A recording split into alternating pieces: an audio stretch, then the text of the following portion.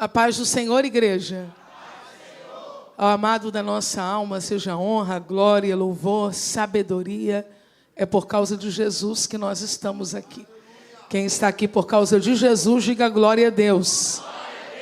No culto online, nós temos uma pessoa especial com a gente, que se identificou, irmã Márcia. Ela disse, eu conheci a pastora Eliana Raquel nos Gideões 2025. Sou católica e estou presente porque quero aprender mais da palavra de Deus. Seja muito bem-vinda, não só você, minha querida Márcia, mas todos os nossos queridos visitantes, católicos, espíritas, ubandistas, pessoas que querem conhecer a palavra de Deus, que estão ligados com a gente pela internet. E os que vieram, saíram de casa, enfrentaram o trânsito, para estar hoje aqui, porque têm fome e sede da palavra de Deus. Quando nós encostamos o carro ali, nós fizemos uma oração, eu e o pastor, pedindo que o Senhor nos dê, como cidade, como igreja, fome e sede da palavra de Deus.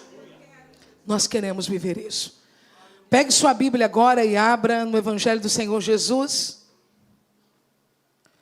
segundo escreveu Lucas, no capítulo de número 7. Enquanto você está localizando, eu quero relembrar que amanhã, às 9 da manhã, nós teremos Casa de Isabel. E que Casa de Isabel acontece sempre na primeira quinta-feira do mês. Mas que amanhã, de forma extraordinária, acontecerá em uma quarta-feira. Nós vamos receber a palavra de Deus por uma convidada especial. Vamos ouvir o testemunho de vida do pastor Robson Chagas. E será uma manhã cheia da graça e do poder de Deus. Você que está no Rio de Janeiro, venha estar com a gente aqui. Você que está fora, fique ligadinho pelo meu canal no YouTube, para que você possa participar das ricas bênçãos que o Senhor vai derramar amanhã aqui. Silvinho, preciso me ouvir melhor. Tá abafado para mim, isso que eu queria dizer.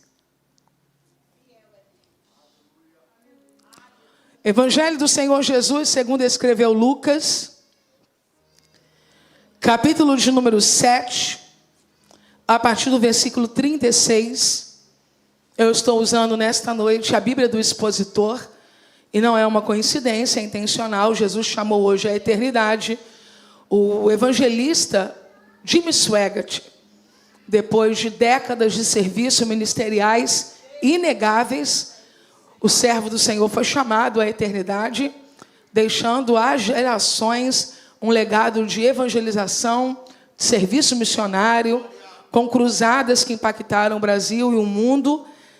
Eu faço parte de um grupo que, quando criança, aos sábados, sentava diante da TV, uma TV pequenininha, para ver o pastor Jimmy Swaggart pregar com tradução e um lindo coral cantando. Também faço parte da geração que teve a infelicidade de ver um noticiário sobre sua queda no Fantástico no domingo à noite. Para vocês entenderem a grandeza ministerial do evangelista Jimmy Swaggart. Mas também faço parte da geração que viu a mesma cruz que ele anunciou restaurá-lo, dando a ele graça para continuar pregando até o final de sua vida. A despeito das fraquezas que não foram poucas, ele continuou anunciando a cruz que o redimiu. Em alguns momentos, não com aquela mesma intrepidez dos jovens pregadores, que algumas vezes nos faz acreditar que só as pessoas estão sob risco de cair, não nós. Mas com a maturidade de quem atravessou os vales da vida, perdeu para o pecado, mas permitiu que a graça de Deus triunfasse no final. Que o Senhor guarde a família Swaggart, a igreja, e que a nós, novos evangelistas em relação a ele, possamos ter cuidado para repetir os acertos e não os erros e construir uma história para a glória de Deus, mas sempre em misericórdia, porque infalível é Jesus. Lucas, capítulo de número 7, a partir do versículo 36, a Bíblia diz: E rogou-lhe um dos fariseus que comesse com ele. E, entrado em casa do fariseu, assentou-se à mesa. Eis que uma mulher da cidade, uma pecadora, sabendo que ele estava na cidade, à mesa, em casa daquele fariseu, levou um vaso de alabastro com unguento, e estando por detrás a seus pés, chorando, começou a regar-lhe os pés com lágrimas, e enxugava com os cabelos da sua cabeça e beijava-lhe os pés. E ungia-lhe-os com unguento. E quando viu isto, o fariseu que o tinha convidado falava consigo, dizendo: se este homem fosse profeta, bem saberia quem e qual é a mulher que lhe tocou, pois é uma pecadora. E respondendo Jesus, disse-lhe: Simão, uma coisa tenho a dizer-te. E ele disse: dize a mestre. Um certo credor tinha 2 devedores. Um lhe devia 500 dinheiros e o outro 50.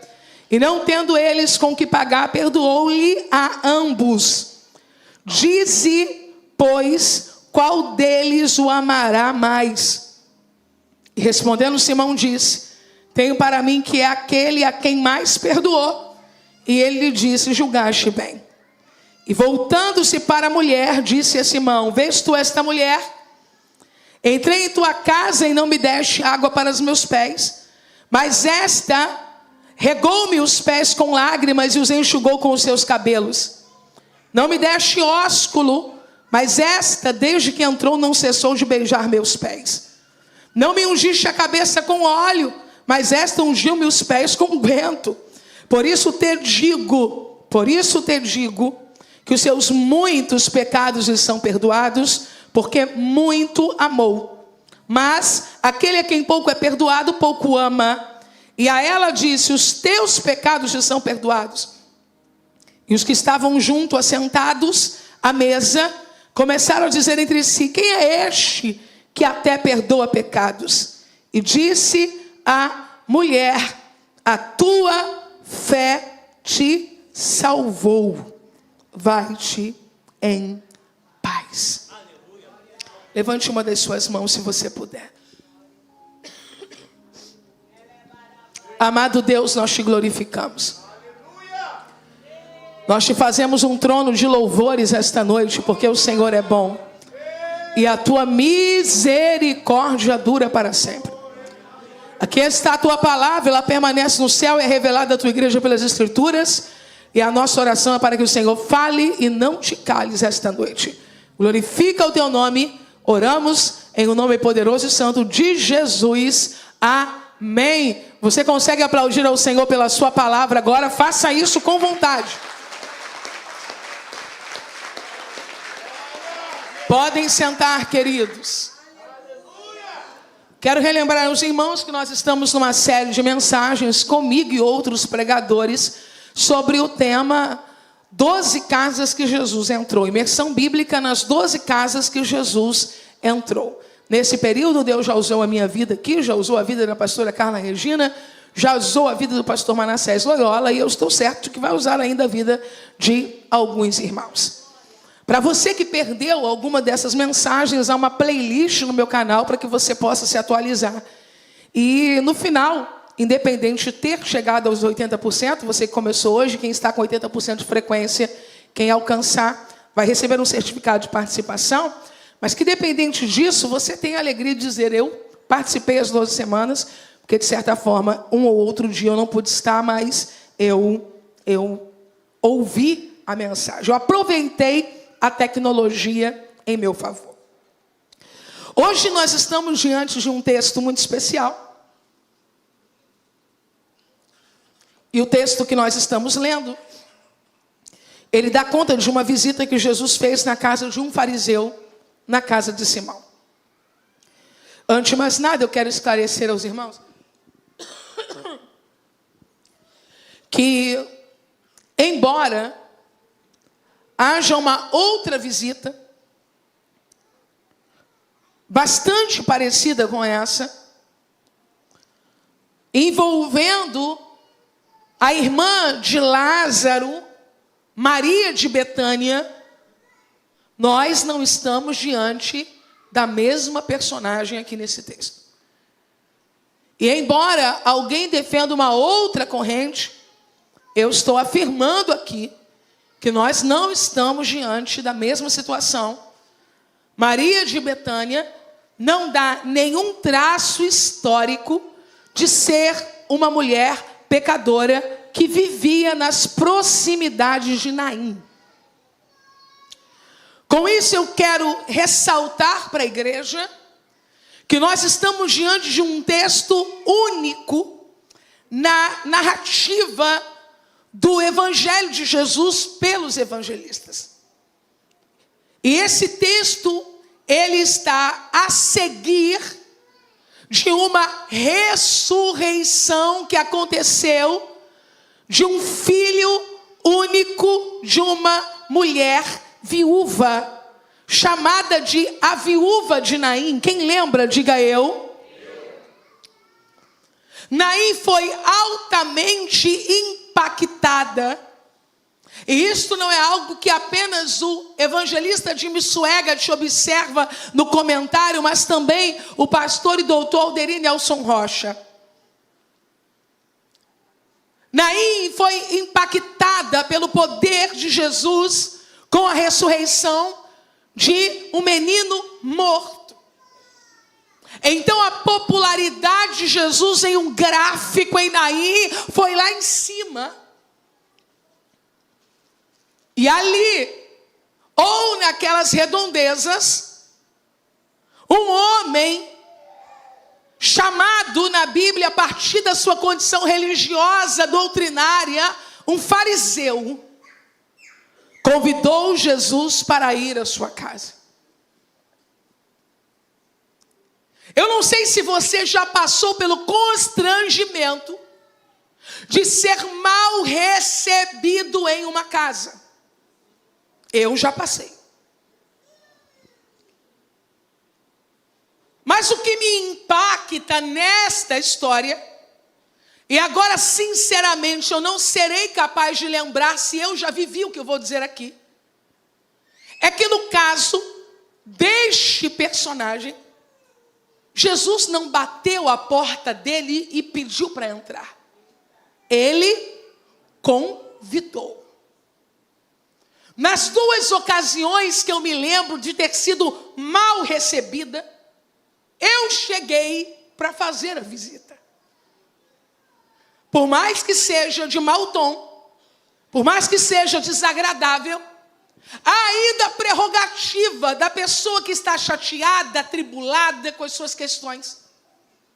Eu chamei aqui. Mas no caso dele, ele chamou. E eu entendo que quando ele chamou, a intenção dele de fato era bancar aquela visita. Muita atenção nisso. Mas a questão é que a presença de Jesus desmascara e desnuda situações que deixam o homem incapaz de escondê-las. Ele fez um teatro e chamou Jesus. Jesus chegou e fechou as cortinas do teatro. Se você está acostumado a criar situações que engambelam as pessoas, não sei se tem esse verbo na família de vocês, mas na minha tem. Cuidado.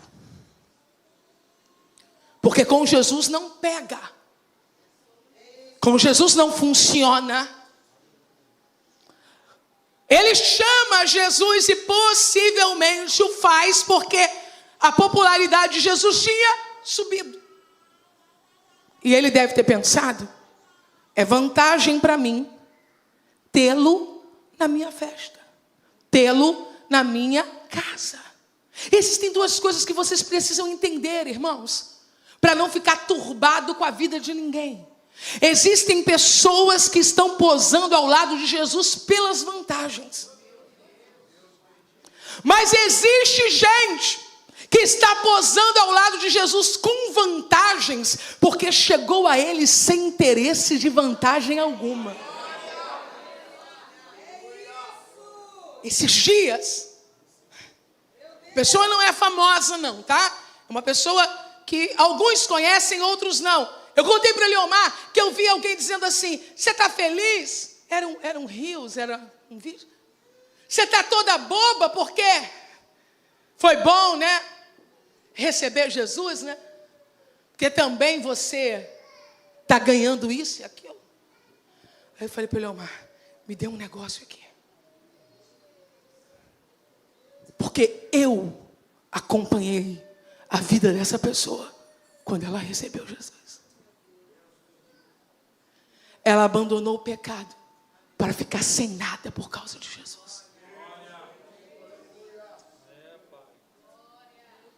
Oh. Quem estava comentando ali não sabia, mas eu acompanhei a história. Para ficar ao lado de Jesus, ela não ganhou, ela perdeu. E no final está ganhando, porque Jesus disse que não haveria ninguém que abandonasse por ele. Vê se você acha aí na tela, Amandinha, para o pessoal se ligar no que Jesus disse. Que nessa vida aqui já começa a receber, Jesus disse. Aleluia. Aleluia. Se tu não tens coragem de colocar tudo a perder por causa de Jesus, não estranhe o que Jesus faz com quem teve essa coragem.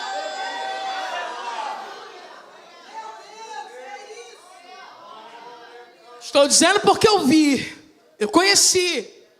Perdeu casa por causa de Jesus. Passou privações por causa de Jesus.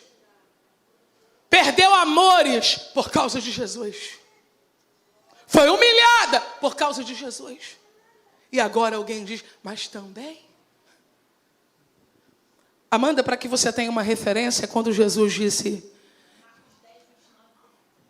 Pastora Carla já... Isso. Marcos 10, 29 e 30. Para você ficar esperto. Se arruma aí. Bom, porque crente dessa igreja não faz vergonha na internet. Crente dessa igreja suporta a prosperidade de quem Deus quer prosperar. E Jesus respondendo disse: em verdade vos digo. Quem está dizendo? Quem está dizendo? Que ninguém que tenha deixado casa. É porque tem gente que não deixou nada. Interpreta. Casa. Ou irmãos. A galera aí da família que é ministério, hein? Ou irmãs, ou pai, ou mãe. Você sabe que tem jovens no Brasil que até hoje são expulsos de casa em lugares onde há extrema idolatria porque aceitam Jesus? Conversa com o presbítero Fabiano qual foi o impacto na família dele quando ele recebeu Jesus. Ou irmãs, ou pai, ou mãe. Vai piorar, hein? Ou mulher. Agora é de colocar a mão na cabeça e gritar. Porque uma mocinha me disse: você fala muito de colocar Deus em primeiro lugar, porque tu não tem filhos ainda. Ou filhos, ou campos, por amor de mim e do evangelho. Jesus está deixando claro, é ele e a prática do que ele é. Não é conversinha, te amo, não. Por amor de mim e do evangelho. Que não receba. Eu estou olhando a Bíblia, gente.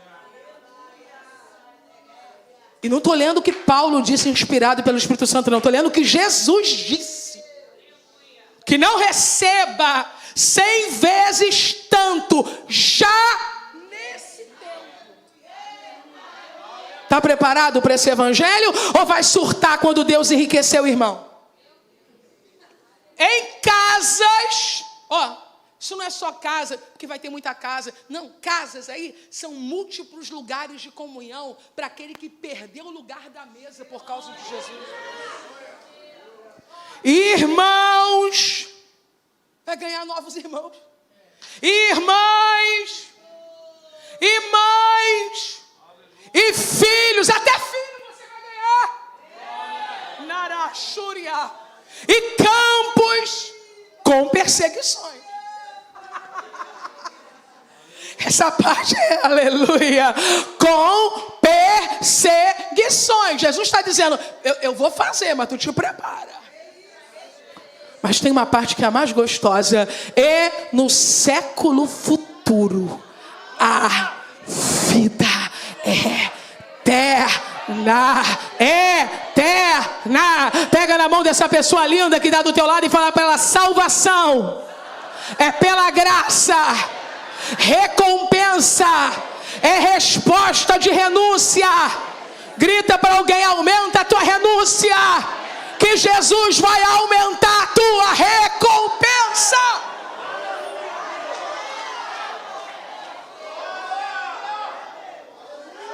Simão quer aparecer do lado de Jesus para se dar bem e convida Jesus. Sabe qual é a parte fascinante de quem Jesus é? Jesus foi. Eu fiz a seguinte anotação aqui: a visita do visitante é a parte mais importante. Por quê? Porque Jesus era o visitante, mas Jesus tinha uma visita que ele ia receber mesmo sendo visitante. A visita do visitante é a parte mais importante. Jesus entrou naquele cenário para locar salão de festa sem pagar aluguel. E para ensinar a Simão o que é ser de verdade.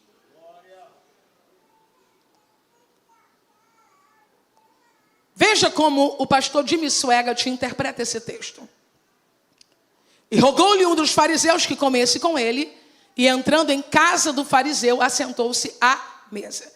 Você vai perceber que aqui nesta santa igreja tem duas mulheres lindíssimas na porta, uma casada com o irmão Celo e a outra solteira, que vai casar nesta igreja, Silvinha Rosana. Não foi ela que deu glória não, tá, gente? Alguém está mais feliz do que ela. Por isso que alguém gritou. Alguém se animou e falou: glória a Deus. Esta pessoa, essas duas servas de Deus que ali estão, elas não permitiriam que acontecesse o que eu já vi acontecer. De uma pessoa entrar, ficar perdida, procurando um lugar para sentar.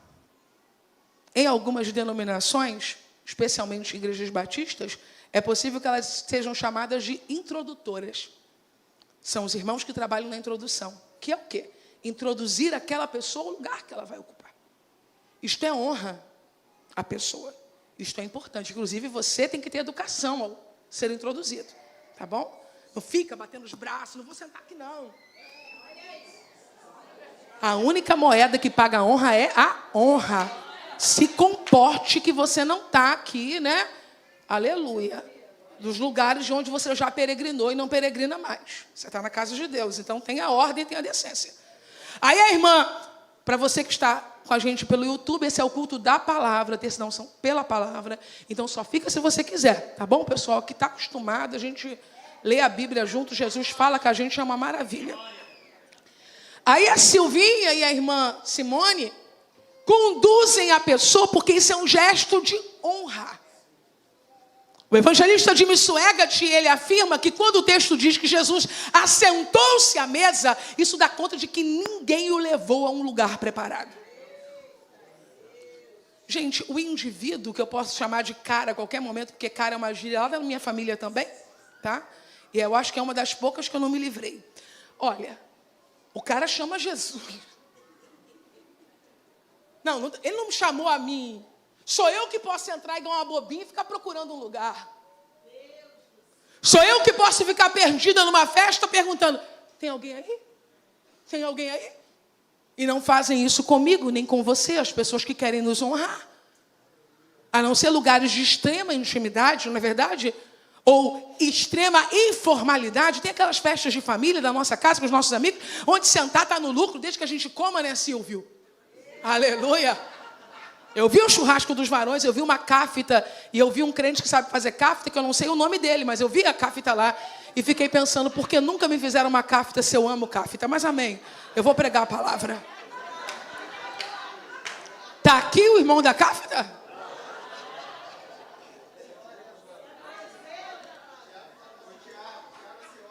É meu vizinho, inclusive, mas ainda não cheguei lá, irmão Tiago. Tranquilo, eu posso levar com a casera junto com o pastor. Querida igreja, agora você imagine receber Jesus de Nazaré.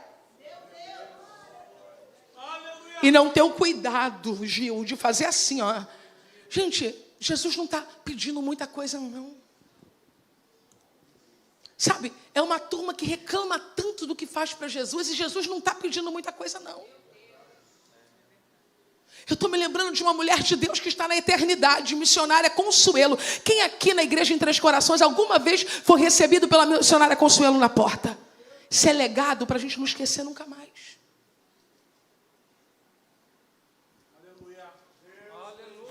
Às vezes eu via a Concha abraçando pessoas que eu pensava que ela conhecia. Não, esse aí a Concha conhece, não é possível.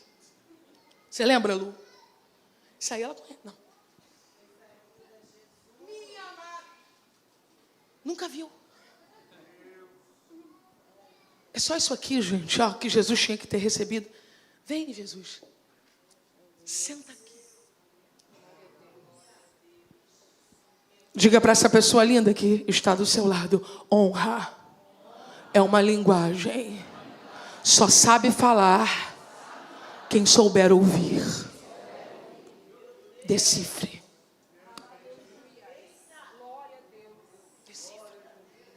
Vou dizer para você que isso me curou. Que algumas vezes eu pensava: Deus, não é possível. Estou semeando honra, estou colhendo desonra. O Espírito me disse: ué, mas tu está falando uma linguagem que a pessoa não conhece. Tu está falando outro idioma. Converse com alguém que não domina o inglês sobre... Não domina, não. Nunca ouviu. Ele pensa que está sendo xingado. Tem gente no reino sendo honrado pensando que está sendo xingado. Ele se acha um sofredor com a honra que ele está recebendo. Que sofrimento. Qual? Eu fui honrado. Simão não fala a linguagem de Jesus. Recebeu Jesus? Não sei. Olha, vamos ler, gente. Vamos ler para você entender que tem um ponto e uma vírgula ali. A pastora Carla daqui a pouco vai dizer para que serve um ponto e uma vírgula. Se bem que já soube que a irmã Rosângela também pode responder. Já contaram para mim isso. Vamos lá. 1, 2, 3. E rogou-lhe um dos fariseus. Não, ponto e vírgula. E rogou-lhe um dos fariseus que comesse com ele. Ponto e vírgula, pastora Carla.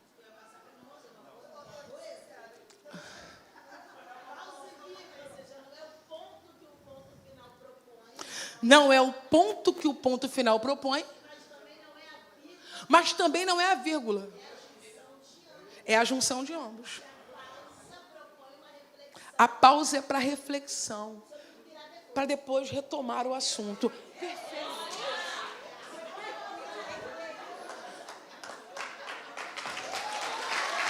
Eu já estou sentindo que rola uma terça da unção pela palavra com a língua portuguesa, ressaltando alguns versículos bíblicos para a gente se despertar para a leitura, para a gente ir para águas mais profundas.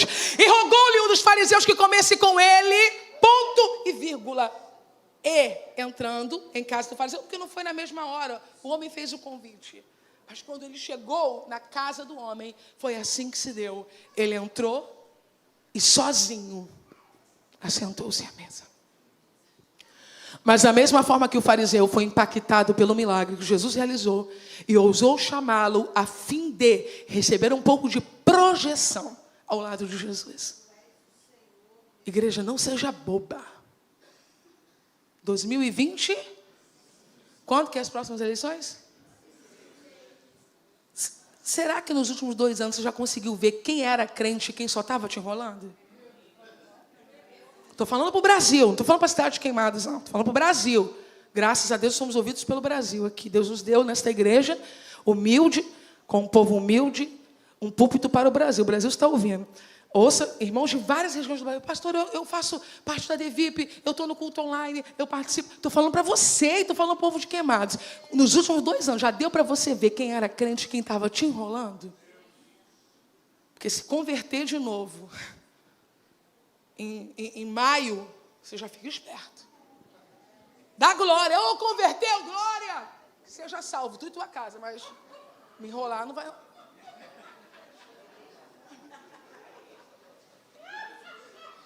Eles cantam, gente. Eles dão a paz do Senhor, gente. A coisa é terrível. São os artistas. Está falando de quem, pastor? De quem faz. O dia que eu estiver falando de um só, eu digo o nome. Eu estou falando de quem faz. O que eu vejo de congresso, que o cara chega, abre a Bíblia, lê e fala. Olha que lindo, esse é crente. Nada. Discirna. E outra, não faça esse papel também não, você. De encostar do lado de Jesus só por conveniência. E quando a coisa fica apertada, não estou aguentando não. Naquela região havia uma mulher.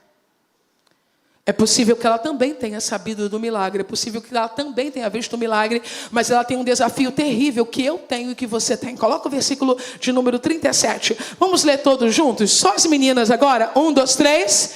E eis que uma mulher...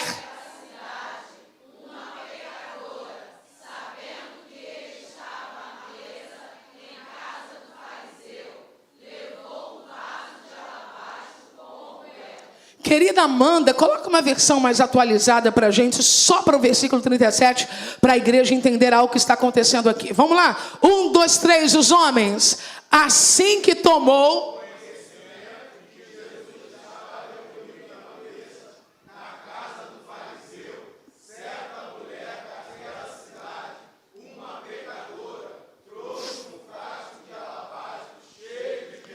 Você não pode perder aqui duas questões. Veja, e eis que uma mulher da cidade, uma pecadora, sabendo que ele estava na cidade, à mesa em casa daquele fariseu, levou um vaso de alabastro com unguento. Ela era uma pecadora da cidade. E Jesus estava onde? Na cidade. Os dois eventos estão acontecendo no mesmo lugar. Qual? O lugar que ela vive e o lugar que Jesus está. Isso é muito complicado. Quem aqui é santificado, mas não é santinho, diga aleluia. Aleluia. Só é santinho quando o pastor é uma chama, né? Mas santinho, vocês entenderam, né? Entenderam? Da auréola. Eu vou melhorar porque santinho é bonitinha do pastor. Quem aqui é santificado, mas não é anjinho, diga glória a Deus. Uma das coisas que a gente quer fazer e que a gente precisa aprender a não fazer é fugir do lugar onde as pessoas conhecem a nossa história. Há, por exemplo, uma crendice. Bom, se você caiu numa igreja, se você teve problemas numa igreja, é melhor você sair e se levantar em outro lugar. Quem é que já ouviu isso? O que as pessoas estão dizendo é: fuja da verdade. Não enfrente as suas verdades. Por quê? Por quê? Meus irmãos, um dos maiores desafios para um remido é sustentar a remissão que Jesus o fez no lugar onde ele vive. Vocês lembram de Zaqueu? Vai entrar para ser hóspede de um pecador. O que Jesus fez? Bancou. Se você é um crente esperto, pegue na mão dessa pessoa, esperto de ligado, pegue na mão dessa pessoa linda que está do seu lado e diga a ela: Jesus está altamente comprometido com você. Pode repetir isso: Jesus está altamente comprometido com você.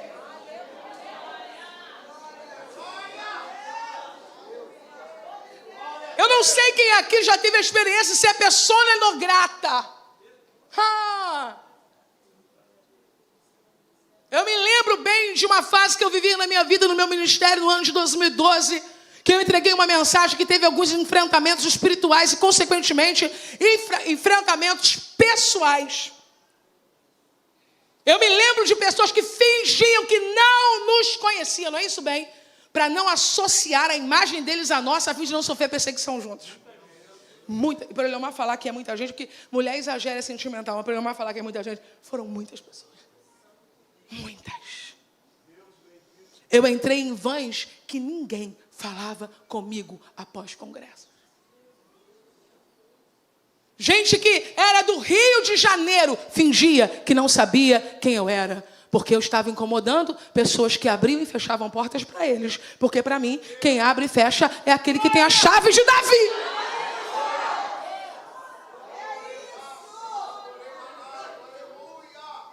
Um dia meu irmão, confrontando uma pessoa, disse assim: mas o que houve? Minha irmã era tão sua amiga e você do nada. Eu não sei. Eu soube que fulano não gostou de uma coisa que ela fez. Aí meu irmão perguntou assim, o quê? Nem sei. Mas é um espantalho, hein? É um João bobo. Eu não estou falando isso para você ter peninha, não, irmão. Isso faz parte do processo. Aí já passou. Estou te falando de experiência. Estou lhe dizendo que Jesus não é desses. Jesus aguenta a pressão de aceitar você. Jesus aguenta a pressão de ter escolhido tua casa. Jesus aguenta a pressão de ter te perdoado. Jesus aguenta a pressão de ter te levantado. Jesus aguenta essa pressão.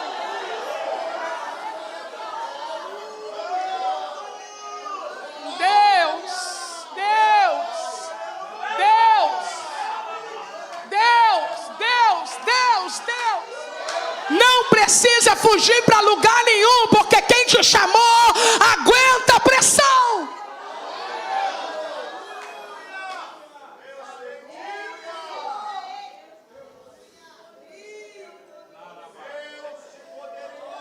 Foi por causa dele que eu ainda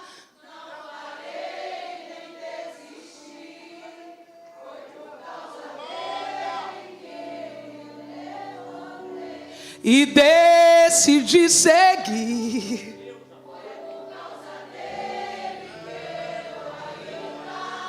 Continuo a lutar por causa de Jesus que sempre me conduz.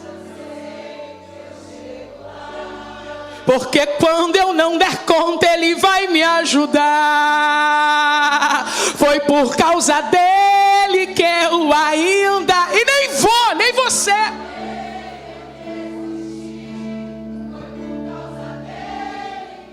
Andaragachorebaia. É por causa dele que eu ainda... Por causa de Jesus que sempre me conduz, eu sei, eu chego lá. Porque quando eu não der conta, Ele vai me ajudar. Oh, Nazareno! Adore aquele que não tem vergonha de você. Adore aquele que nos amou primeiro. Aleluia! Foi por causa dele que eu estou aqui. Foi por causa dele, é por causa dele. Foi por causa dele que eu não parei. Foi por causa dele que eu não desisti. Foi por causa dele que eu estou aqui dizendo: é por causa dele, é por causa dele. Amandinha tem um texto que diz que ele não se envergonha de nos chamar de seu povo.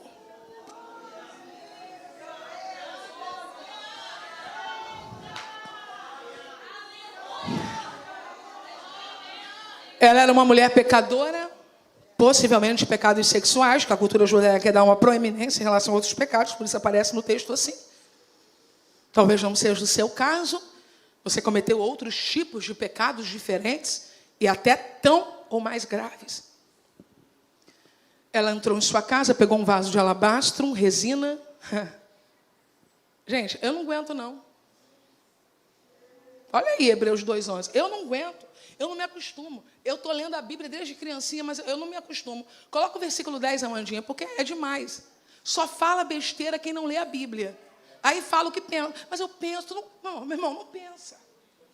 Pensa outras coisas. Quando for Deus, leia a Bíblia. A revelação de Deus está na Bíblia. Porque convinha que aquele para quem são todas as coisas e mediante quem tudo existe, trazendo muitos filhos à glória, consagrasse pelas aflições o príncipe da salvação deles. Versículo 11. Porque assim, o que santifica, como os que são santificados, são todos de um, por cuja causa não se envergonha de lhes chamar irmãos. Vamos ao 12. dizendo: anunciarei o teu nome a meus irmãos. É um salmo messiânico. Cantar-te-ei louvores no meio da congregação. 13. E outra vez, porém nele a minha confiança. E outra vez, eis-me aqui a mim e aos filhos que Deus me deu. Jesus não se envergonha, e é por causa do sacrifício dele que nós somos chamados de irmãos dele. Ele é o primogênito entre muitos irmãos. Como eu estava dizendo, ela pega agora um vaso de alabastro, que é uma resina translúcida com unguento, e isso é uma oferta cara. Então, possivelmente, ela é uma mulher rica. E vocês devem saber que em dias anteriores, em qualquer dia, existem trabalhos pecaminosos que fazem com que as pessoas conquistem dinheiro. O dinheiro não é conquistado só com trabalho honesto. E ela tem uma oferta que ela amarra aqui, né? O vaso de alabastro era amarrado aqui, na altura do peito. Em uma outra vez, pregando esta mensagem, em um outro esboço, eu disse já centenas de vezes, preguei esse outro esboço, outras mensagens, que quando ela coloca o vaso amarrado aqui, e não coloca no bolso, é uma ampola, tá? Não vaso, é uma ampola. Coloca aqui. É porque evangelho é decisão. Quem quer adorar Jesus, mesmo sendo um pecador da cidade, na cidade, vai ter que assumir Jesus. E colocar aqui, amarrado. Amém? Amarrado aqui. Não coloque no bolso, não esconda a sua decisão de fé. Leve o seu vaso de alabastro para a universidade. Leve o seu vaso de alabastro para o seu local de trabalho. Leve o seu vaso de alabastro para os passeios que você faz. Você não pode ter o seu kit crente só para a igreja. Amarre aqui. E ela entrou na sala que Jesus estava. Em uma festa naqueles dias, as portas ficavam abertas.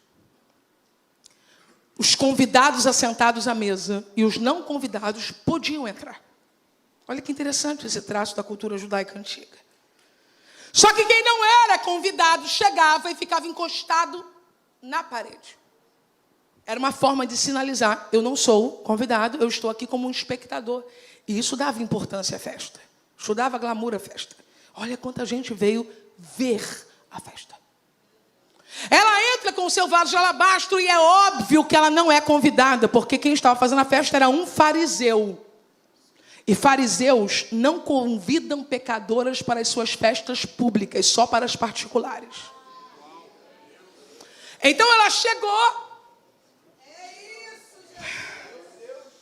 encostou com o vasinho dela e Jesus lá, esquecido. Como se fosse mais um. E o rito, a cultura, dizia assim: seu lugar é a parede. Mas o amor, a necessidade de ser perdoada, restaurada, gritava para ela: saia da parede e se lance aos pés dele e o adore. Coloca o versículo 38, preciosa Amanda.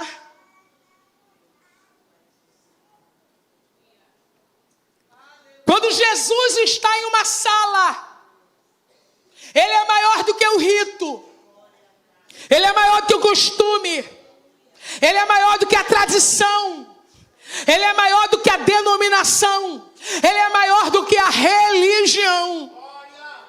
Ela veio por detrás dele, aos seus pés, chorando, e começou a regar os pés com lágrimas, enxugar com os cabelos da sua cabeça, beijar os pés e ungir ele com unguento. O que ela trouxe de casa para ele? Diga unguento. O que ela trouxe de casa para ele? Mas quando ela chegou diante dele, ela percebeu que aquilo não era suficiente. Então ela dá o que trouxe de si e começa a entregar a si mesmo na adoração. Culto é o que eu trago e culto é o que eu sou na entrega. Então vem pra cá para você não ficar chateado com a pastora, que a pastora gosta muito de você e foi meu aniversário e você me deu presente. Alguém me deu essa blusa? Quem deu a blusa até aqui? Hoje? Não? Foi alguém dessa igreja aqui que me deu essa blusa. E eu não quero problema porque eu quero ganhar presente de novo. Mas eu quero dizer para você que essa coisa de vir para o culto e não se envolver no culto, isso não é adoração. Você veio assistir o culto, ok? Esses dias eu vi uma cena hilária. Era triste, mas era hilária. Eu vi um homem num culto com uma caixa de pipoca, não era saco, caixa.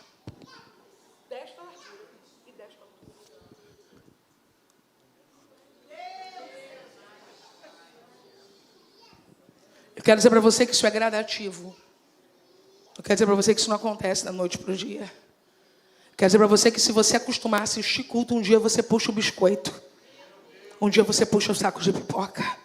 Gente, por favor, tá? Antes de começar a ter. Eu não estou falando de um SOS de comer alguma coisa porque está passando mal. A gente rasga o saco que tiver, come até uma banana para não desmaiar. Estou falando da intencionalidade de entrar num culto com uma caixa de pipoca. Isso não é cinema, gente. Ah, gente. Pelo amor de Deus. Culto a gente traz o que preparou. Pergunte para alguém que está do seu lado aí. Há quanto tempo você não prepara uma coisa boa para o culto? Pergunte para ele, há quanto tempo? Tem que preparar. Preparar uma coisa boa. Não é só dinheiro, não, gente. Trazer a oferta de casa, não é só o dinheiro, não. Prepara uma coisa boa. Prepara uma coisa boa para o culto. Você que vai congregar domingo na Campestre, aqueles 2 espelhos do banheiro estão horríveis. Se você quiser fazer um culto bom no domingo, já leva um espelho. Pastora, por que você não leva? Porque você também tem que ofertar. Você também tem que participar. O fato dos pastores da igreja serem generosos não exclui a igreja da bênção de ser participante. Eu entrego a minha generosidade, você entrega a sua na proporção da bênção recebida. Eu nunca falarei que você tem que dar o que o outro dá. Você tem que dar a partir de quem você é. Então, se a partir de quem você é, Deus te deu talento para consertar 2 arranjos que estão despencados ali atrás, chega próxima semana e resolve. Porque isso também é culto. Isso também é adoração. Pegue na mão desta pessoa de Deus que está do seu lado. E diga para ela esta semana. Você vai orar pelo seu tempo de adoração no culto. Você vai preparar algo do seu coração para enriquecer o culto. Eu estou dizendo, irmão, de alguém. Não, eu ia pegar um lencinho. Pega aí. De alguém que quando Jesus enche. É isso aqui, ó. Sabe quando Jesus enche? E você, me dá um só. E você começa a adorar. Aí você olha assim, meu Deus. Ai, não tem nem mais voz para gritar. Aí você pega um lencinho na bolsa e começa. Oh, glória. Aleluia. Sabe o que é isso? Eu estou querendo entregar mais. Aí fica tão alegre, meu irmão, tem crente que fica alegre, que arranca o lenço, o echarpe e fala, oh glória. Aleluia. Alguém vai olhar e vai achar alguma coisa óbvio, porque o Simão, o fariseu, achou, mas a minha adoração não é para o fiscal do culto, a minha adoração é para o dono do culto.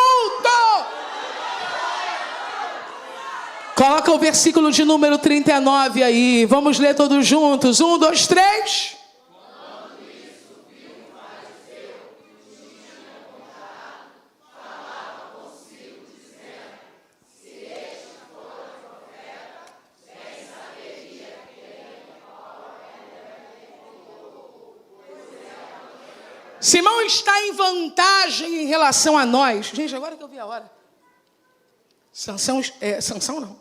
Simão está em vantagem em relação a nós. Por quê? Porque ele não conhece Jesus. Então ele faz uma equação. E a equação dele é assim. Profeta.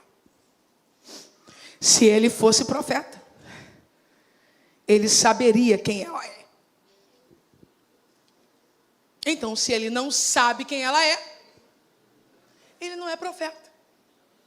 Porque se ele fosse profeta, ele saberia quem ela é. E se ele soubesse quem ela é, ele não aceitaria a oferta dela. Olha a equação. Mas se ele está aceitando a oferta dela, é porque ele não sabe quem ela é. Então ele não é profeta. Posso relatar para você o escândalo da graça. Ele sabe.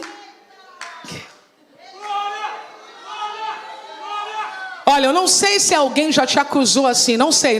Vai lá, fingir que é santa. Não sei se você já passou por isso. Às vezes até dentro de casa, irmão, tem pais que não vigiam, tá bom? Eu às vezes eu fazia isso com meu irmão. Quando ele aprontava, eu dizia, então não vou te levar para a igreja não, vai ficar aí. E às vezes a gente diz assim, não adianta ir lá enganar o pastor não.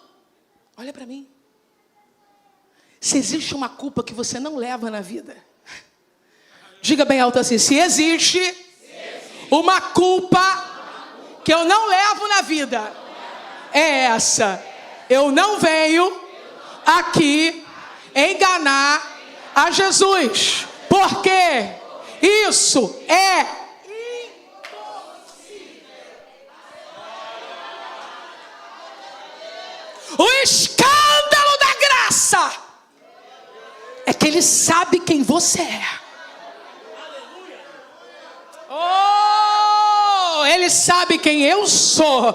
Ele conhece a nossa história, os nossos limites, as nossas dores, as nossas inquietações. E ainda assim, ele recebe.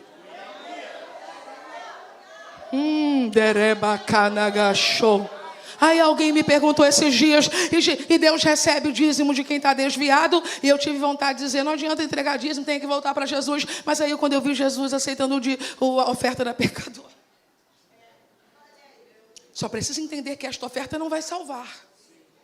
Mas quem sou eu para dizer que Jesus não aceita o que você veio entregar? Ou dizer o que dirigentes de cultos dizem que aqui é proibido dizer. Do jeito que você entrou, você vai sair daqui pior do que você entrou. Quem você é? Você é assessor de Jesus?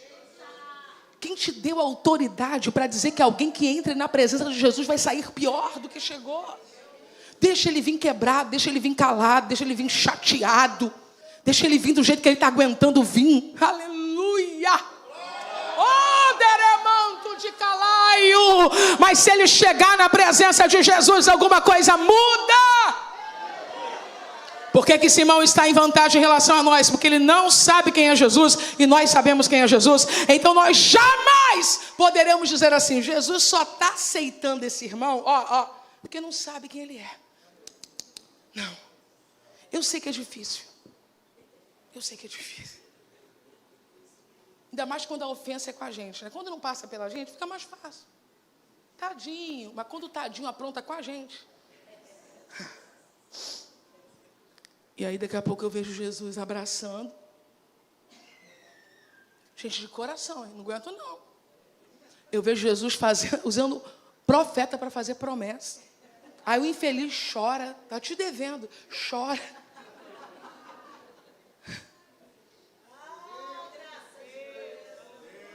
Eu não estou dizendo, pelo amor de Deus, que Jesus está dizendo para essa pessoa, peca mesmo.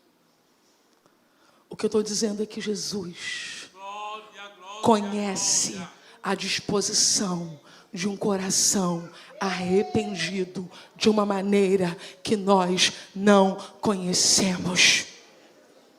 Eu li o comentário do pastor Jimmy Swaggart neste texto hoje, quando ele diz que Simão não estava só julgando a mulher, que Simão estava julgando Jesus. E agora quem vai dizer isso não é mais o pastor Jimmy, quem está dizendo isso agora sou eu. Todas as vezes que eu questiono a restauração de alguém, eu posso inicialmente dizer que a minha raiva é com o pastor Eliomar, que a minha raiva é com a esposa que perdoou, que a minha raiva é com o marido que deu a segunda chance, que a minha raiva é com o pai e a mãe que depois do que o filho fez ainda deu uma bicicleta. Mas na verdade não é sobre as pessoas. O meu julgamento é direto a Jesus. Jesus, eu não aceito que tu perdoes alguém assim. Eu tive um pastor cheio do Espírito Santo, cheio do conhecimento da palavra, pastor José Maria, ele tinha uma dificuldade de dicção, e algumas coisas que ele falava eu não entendia, mas eu guardava. E ele dizia assim, o irmão que fala mal do irmão, não observa a lei, julga a lei. Aí eu, eita, e estava na Bíblia, mas ele não descontinava, ele jogava assim, sabe? Mas jogava com tanto poder que não saía mais da gente, grudava. E aí, quando eu cresci um pouquinho, eu fui entender isso. Quando você julga o seu irmão, você passa a ser não mais um observador da lei, mas juiz, porque você está dizendo sobre a lei de Deus. Ela não é perfeita.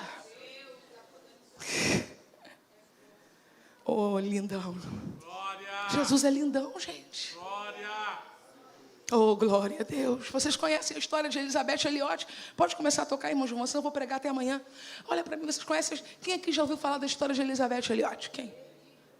Graças a Deus, pelo menos 5%. Eu quero desafiar os 95% restantes a conhecer a história. Elizabeth Elliot, missionária.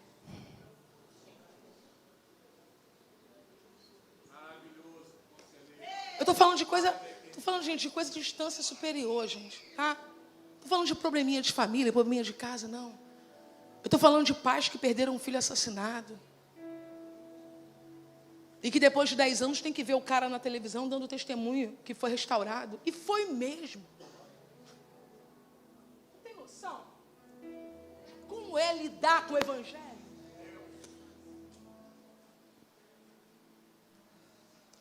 Elizabeth Elliot foi fazer missões com seu marido Jim entre os índios na tribo Auca. E ela, casada, né, há pouco tempo, com uma filhinha. Infelizmente, homens daquela tribo, e com isso eu não estou dizendo que a tribo é assim, estou dizendo que houve uma ação assim, assassinaram brutalmente seu marido missionário. Ela, depois de alguns dias, voltou para a base, voltou para casa, para a família, com uma filhinha. Para alguns de nós já não ia dar mais para ser missionário, não é verdade? Cadê Deus? Mas quando a gente consegue dar conta de que, não, Deus é real, fica uma segunda coisa, essa gente não presta. Mas passados alguns anos, Elizabeth voltou ao campo missionário. E sabe para onde ela foi? Para os Aucas. Ela evangelizou os homens que mataram seu marido. Ela levantou uma igreja. Entre os assassinos, Deus levantou o pastor. E a filha dela foi batizada lá nas águas.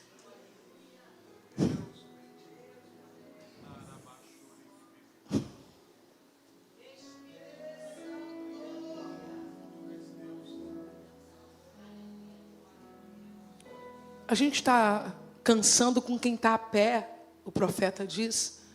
Como a gente vai correr com aqueles que estão a cavalo? A gente está perdendo a paciência com quem comprou e não pagou. A gente está perdendo a paciência com quem tratou e não cumpriu. A gente está perdendo a paciência com quem falou mal da gente. Estou falando coisas que não são reais aqui, igreja. Você imagina um assassino. A minha avó perdeu o meu tio, primeiro filho dela, irmão de meu pai, único irmão, cruelmente assassinado.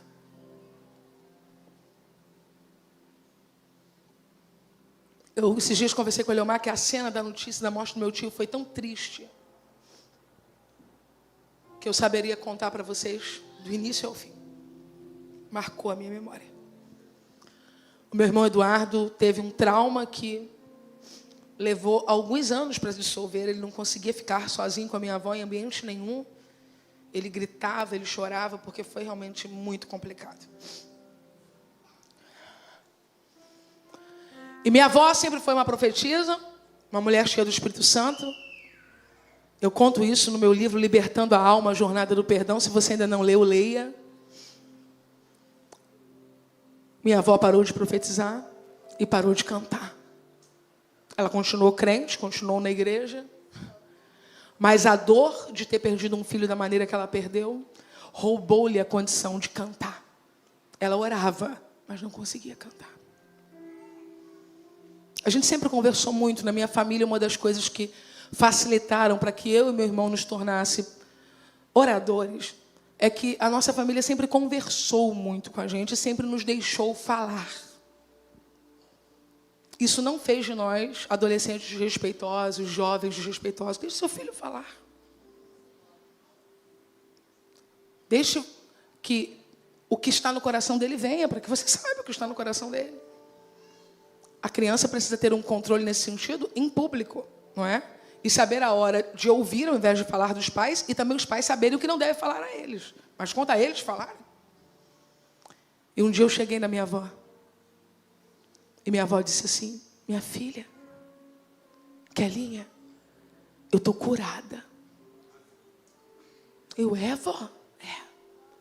Desde que seu tio morreu, tinha uma dor no meu coração que não passava. Mas esta noite, preste atenção, não faz de mentira. Ela podia ter feito de mentira, mas eu falei para você que ninguém engana Jesus. Por isso já tinha passado anos e ela nunca tinha feito isso, porque não era verdade. Ela disse: esta noite eu orei pela salvação de cada um deles.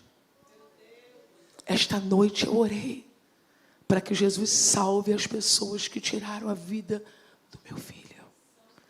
Você sabe o que aconteceu com a minha avó? Quem é da DEVIP há mais de 10 anos sabe. Minha avó voltou a cantar. Só que ela migrou. Porque ela cantava Vitorino Silva, Feliciana Amaral, o hino que a Carla cantou, vovó amava cantar e depois continuou cantando Marilene de Santiago. Mas ela ficou tão cheia que ela cantava assim: eu calcei sapato de fogo.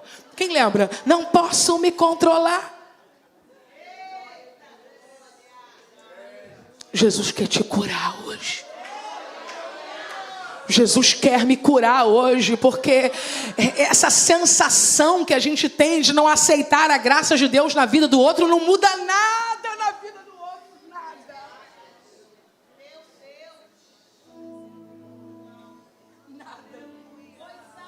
Jesus não vai pedir minha permissão para perdoar ninguém. Jesus não vai pedir minha permissão para abençoar ninguém. Jesus não vai pedir minha permissão para restaurar ninguém. Jesus vai salvar quem Ele quiser. E a epístola de Paulo aos Romanos, inclusive, eu uso de misericórdia com quem eu quero. Não vou nem entrar nesse momento. Odiei Esaú, rejeitei. E amei Jacó, o vacilão. Porque ele é Jesus.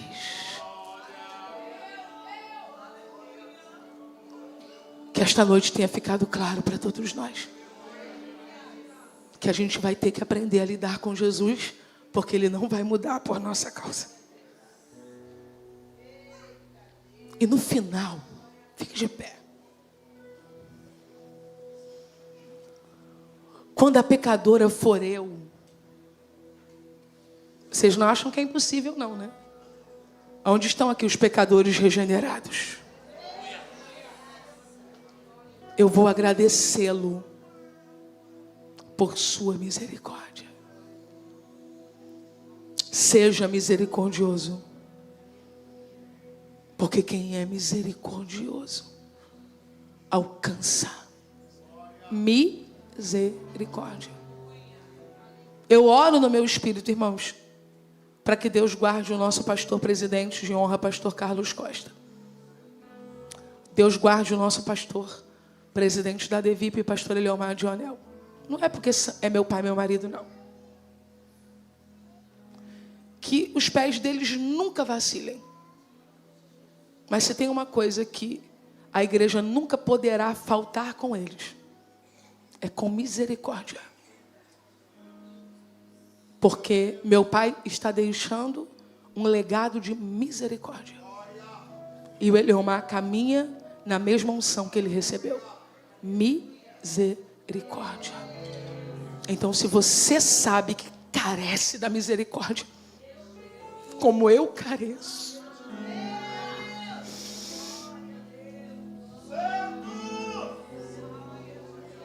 agradeça a Jesus, porque Ele é misericordioso. Isso enche o nosso coração de tanta alegria, irmãos, que esta noite eu posso perguntar se há alguém que está afastado, alguém que deixou de congregar, porque tem lugar à mesa para você. E na casa de Simão, ela teve que ir pelo cantinho por baixo para não incomodar. Mas nesta casa, o dono é Ele. E há lugar à mesa. Há espaço. Se alguém que deseja se reposicionar, até está congregando, mas sabe que não está legal, está com medo ainda da mesa, sai do seu lugar e vem para cá que eu quero orar pela sua vida agora. E você que estiver pela internet, mas quer se reposicionar, escreva agora: eu quero. Eu quero.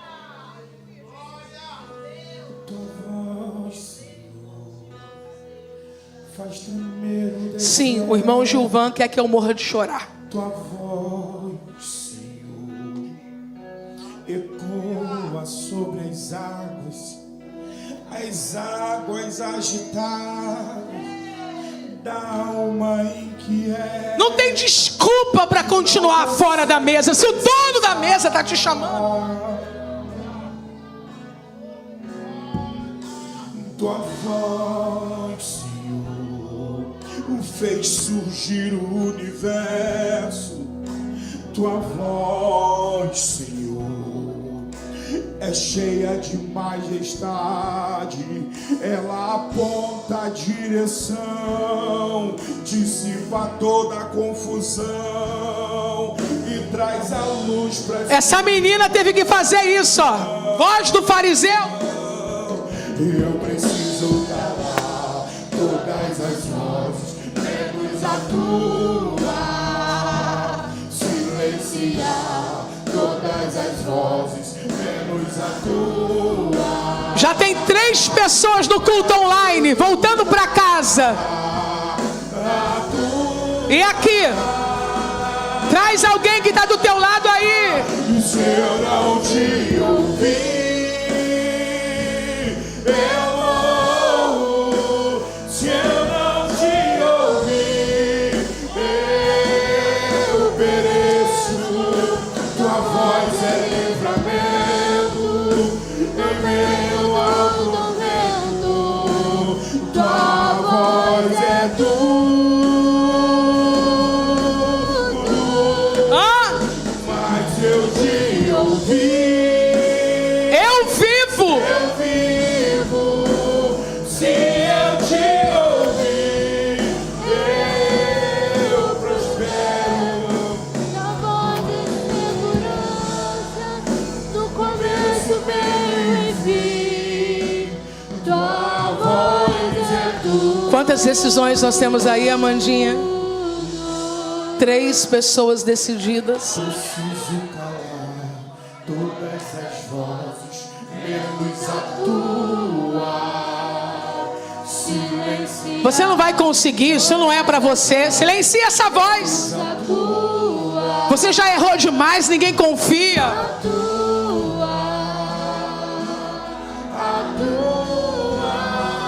Você tá bem desse jeito que você tá? Tá não. E se eu não te ouvir, eu morro. Se eu não te ouvir, eu pereço. Tua voz é livramento no meio do tormento. Tua voz é tudo. Mas se eu te ouvir,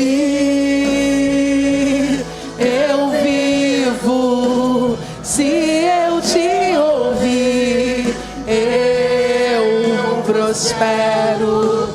Tua voz é segurança no começo, meio e fim. Tua voz é tudo. Pai Santo, os teus filhos estão de volta.